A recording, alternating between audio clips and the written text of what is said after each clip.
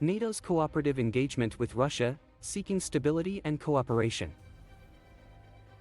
The North Atlantic Treaty Organization, or NATO for short, is a political and military alliance between numerous Western countries, formed during the Cold War to counter the Soviet Union's growing influence. However, after the fall of the Soviet Union in 1991, NATO's purpose changed, as the organization shifted its focus toward maintaining stability in the region through cooperative engagement with Russia. This shift toward cooperation is reflected in the NATO-Russia Founding Act, signed in 1997. The act established the NATO-Russia Permanent Joint Council, which serves as the primary platform for consultations and collaboration between NATO and Russia.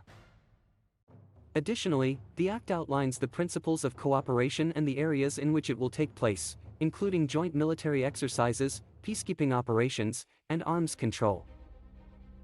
Despite these efforts at cooperation, relations between NATO and Russia have been strained in recent years, particularly following Russia's annexation of Crimea in 2014 and its involvement in the conflict in eastern Ukraine.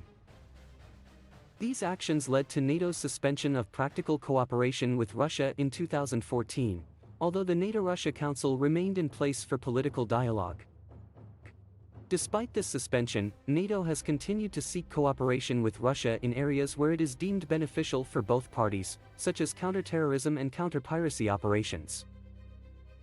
Additionally, NATO has reiterated its commitment to maintaining open channels of communication with Russia and engaging in dialogue on issues of mutual concern.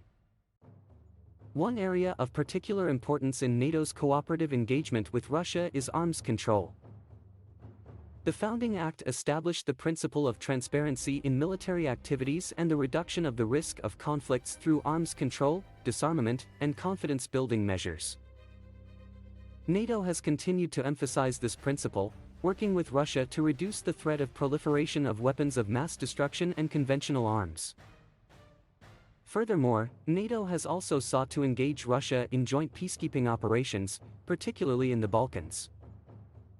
This cooperation was exemplified by the establishment of the Kosovo Force, KFOR, a NATO-led security force tasked with maintaining peace and stability in Kosovo following the Balkan Wars of the 1990s.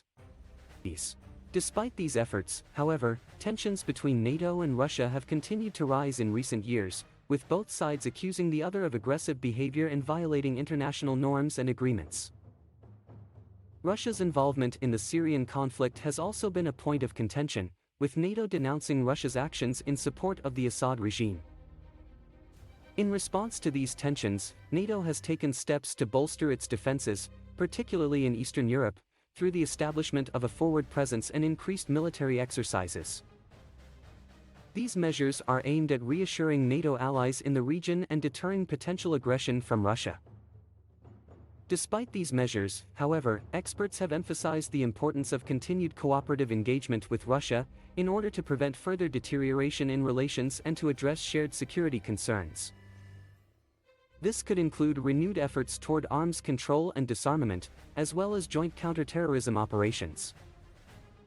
Ultimately, NATO's cooperative engagement with Russia is a complex and dynamic process, reflective of the evolving nature of international relations and security threats. While tensions and disagreements between NATO and Russia are unavoidable, the importance of maintaining open channels of communication and seeking cooperation on issues of mutual concern cannot be overstated. Through sustained and meaningful engagement, NATO and Russia can work together to ensure stability and security in the region and beyond.